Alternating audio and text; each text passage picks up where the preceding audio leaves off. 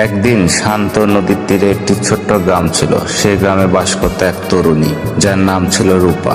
রূপা খুবই সাধারণ জীবনযাপন করত, কিন্তু তার মনে ছিল অপরন্ত স্বপ্ন আর ভালোবাসা।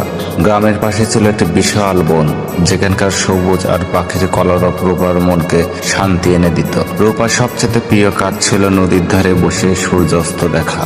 একদিন যখন আকাশে কমলা আর গোলাপি রঙে ভরে উঠেছিল, তখন রূপা দেখল নদীর ধারে একটি নৌকা বাঁধা।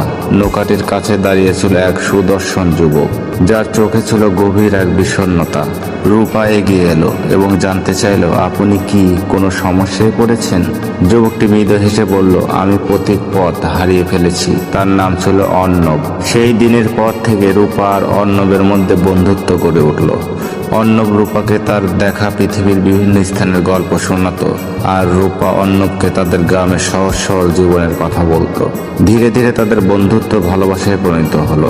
একদিন অর্ণব বলল, রূপা, আমার একটি স্বপ্ন আছে, আমি সারা বিশ্বে ঘুরে দেখতে চাই। রূপা তার চোখের দিকে তাকিয়ে বলল, আমিও তোমার সাথে যেতে চাই।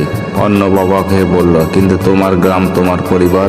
রূপা হেসে বলল, আমার পৃথিবী তো তুমি। এরপর তারা দুজনে একসাথে যাত্রা শুরু করলো। তারা পাহাড়, সমুদ্র, মরুভূমি পার করলো, বিভিন্ন সংস্কৃতি আর মানুষের সাথে পরিচিত হলো। তাদের ভালোবাসা দিনের পর দিন আরো গভীর হতে থাকলো।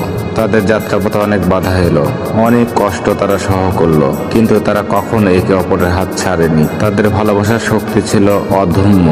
বহু বছর পর তারা আবার সেই নদীর তীরে ফিরে এলো। তাদের চুল পেকেছে, চেহারায় পড়েছে বয়সের ছাপ, কিন্তু তাদের চোখের সেই ভালোবাসা আজও অমলিন।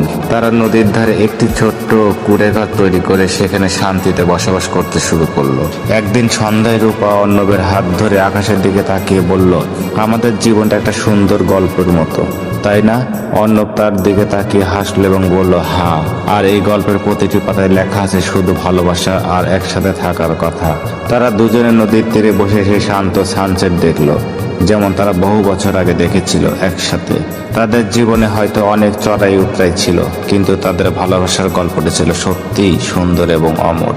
গল্পটি ভালো লাগলে অবশ্যই কমেন্টসে জানাবেন। সবাই ভালো থাকবে।